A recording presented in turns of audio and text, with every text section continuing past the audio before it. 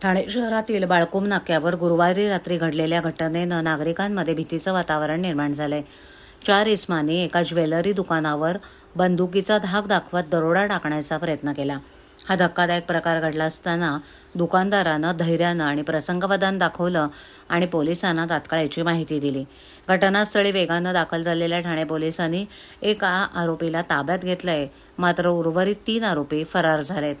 दरोडेखोरांनी दुकानात शिरताच बंदुकीचा धाक दाखवून सोन्याचे दागिने आणि रोकड लुटण्याचा प्रयत्न केला, मात्र दुकानदाराच्या तत्परतेमुळे त्यांचा हा डाव फसला। पकडलेल्या आरोपीकडे पोलिसांनी कसून चौकशी सुरू केली आहे।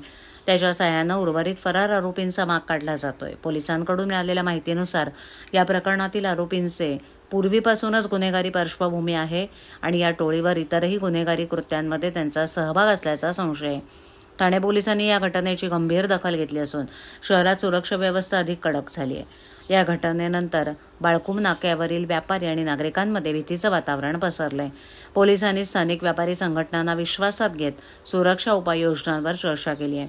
त्या अनुषंगानं ठाणे पोलिसांनी नागरिकांना सतर्क राहण्याचं आवाहन केलंय। दुकानांमध्ये सुरक्षा कॅमेरे आणि अन्य सुरक्षा यंत्रणा कार्यान्वित ठेवण्याचे महत्त्व त्यांनी अधोरेखित केलंय। आरोपींना लवकरात लवकर पकडण्यासाठी पोलिसांची विशेष पथकं कार्यरत असून ठाणे शहरातील विविध ठिकाणी नाकाबंदी करण्यात आली आहे। पोलिसांच्या जलद कारवाईमुळे एक आरोपी ताब्यात आल्यानं नागरिकांना दिलासा मिळालाय। उर्वरित आरोपीच्या अटकेपर्यंत नागरिकांना आता सतर्क राहण्याचं आवाहन करण्यात आलंय।